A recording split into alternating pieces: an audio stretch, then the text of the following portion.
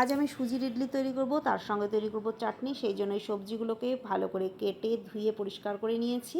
এবার কড়াইতে তেল গরম করে তাতে সর্ষে, শুকনো লঙ্কা, কারি পাতা ফোড়ন দিয়ে 2 চামচ ছোলার ডাল, 2 চামচ বিউলির ডাল হালকা করে ভেজে নেব। এরপর এর মধ্যে একে একে সবগুলো সবজি আমি দিয়ে দেব। তারপর সবজিগুলো দেওয়ার পর এর মধ্যে পরিমাণ মতো লবণ দিয়ে দেব। লবণ দিয়ে সমস্ত সবজিগুলোকে খুব ভালো করে ভেজে নেব এবং এর উপরে আমি অল্প পরিমাণ ধনেপাতা কুচি দিয়ে একটু নাড়াচাড়া করে তার মধ্যে বড় বাটির 1 বাটি পরিমাণ সুজি দিয়ে সুজিটাকে এর সঙ্গে হালকা করে ভেজে নেব। তারপর সমস্তটা ভাজা হয়ে গেলে অন্য একটি পাত্রের মধ্যে এগুলোকে ঢেলে দেব। এরপর ছোটো বাটির 1 বাটি পরিমাণ টক দই আর ওপর থেকে অল্প পরিমাণ জল দিয়ে খুব ভালো করে সমস্তটা মিশিয়ে একটি ব্যাটার তৈরি করে নেব, যেটি আধ ঘন্টার জন্য আমি রেস্টে রেখে দেব। এবার চাটনি তৈরি করার পালা। সেই জন্য আমি এখানে অল্প পরিমাণ চিনেবাদামকে ভেজে তুলে নিলাম। তারপর ওই কড়াইতেই ছোলার ডাল ভেজে তুলে নিলাম। সেগুলো জলের মধ্যে অল্প 10 মিনিটের জন্য ঢেকে রেখে দিলাম, ভিজিয়ে রেখে দিলাম। তারপর আমি ইডলি স্ট্যান্ড নিয়ে নিয়েছি, তার মধ্যে জল গরম করতে বসিয়ে দিয়েছি।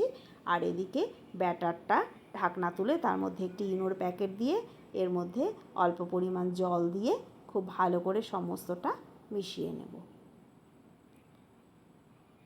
আর এদিকে ইডলির প্লেটের মধ্যে আমি তেল ব্রাশ করে নিয়েছি, এর মধ্যে অল্প অল্প পরিমাণে সেই ব্যাটার আমি দিয়ে দেব। তারপর ইডলির জল গরম হয়ে গেছে ইডলি মেকারে, এর মধ্যে বসিয়ে দেব। তারপর ঢাকা দিয়ে 15 মিনিটের জন্য আমি এটি সেদ্ধ হতে দেব।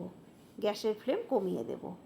এবার চাটনি তৈরি করব। সেই জন্য কড়াইতে তেল দিয়ে তেল গরম হলে তাতে একটি শুকনো লঙ্কা, একটি কাঁচা লঙ্কা, 2-4 টুকরো আদা আর 2টো বড় সাইজের টমেটোকে আমি কেটে রেখেছিলাম সেটি দিয়ে অল্প লবণ দিয়ে 5 মিনিটের জন্য ঢেকে দেবো। 5 মিনিট পর ঢাকা তুলে টমেটোর খোসাগুলো ছাড়িয়ে নিলাম। তারপর একটি মিক্সার গ্রাইন্ডারের মধ্যে দিয়ে ওর মধ্যে অল্প পরিমাণ চিনি আর ওই ভিজিয়ে রাখা বাদামগুলো দিয়ে একটি পেস্ট তৈরি করে নিলাম। এবার একটি তড়কা প্যানের মধ্যে সরষের তেল দিয়ে তাতে সর্ষে, শুকনো লঙ্কা, কারি পাতা ফোড়ন দিয়ে এর মধ্যে একটু বিউলির ডাল দিয়ে হালকা করে ফোড়নটা দিয়ে তারপর এটি আমি ওই চাটনির মধ্যে ঢেলে দেব।